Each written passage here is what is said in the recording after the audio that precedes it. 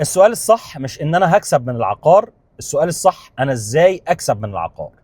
وعلشان تجاوب على الاسئله ديت لازم تسال نفسك قبل ما تشتري مجموعه من الاسئله وتجاوب عليها. هل انا هشتري العقار بسعر قليل قبل الطرح علشان ابيع عند التسليم او في اعلى وقت للسوق واكسب من فرق السعر، ولا انا بشتري علشان اجر ايجار سنوي واستفيد من عائد ثابت ومضمون، ولا انا بشتري في اماكن ساحليه او في قلب البلد علشان اجر شورت تيرم احقق عائد اعلى بس هياخد مجهود اكبر. لو جاوبت على الاسئله ديت بتدخل على المرحله الثانيه. مين المطور اللي انا هشتري معاه؟ ايه خطه الدفع اللي انا هشتري بيها؟ ايه الموقع اللي انا هشتري فيه؟ ومين البروكر او المستشار العقاري اللي هيساعدني في عمليه الشراء؟ لو نجحت في المرحله دي كمان هتفكر مين شركه الاداره او مين شركه البروكرج اللي هتعمل لك اعاده بيع او هتعمل لك ايجار او هتدير لك الوحده بشكل عام وتطلع لك العائد وانت مريح بالك.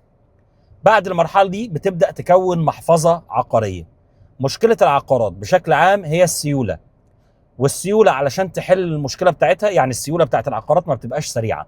علشان تحل المشكله ديت الموضوع كله بيرجع للشراء. اشتري حاجه بشكل متأني وبعنايه.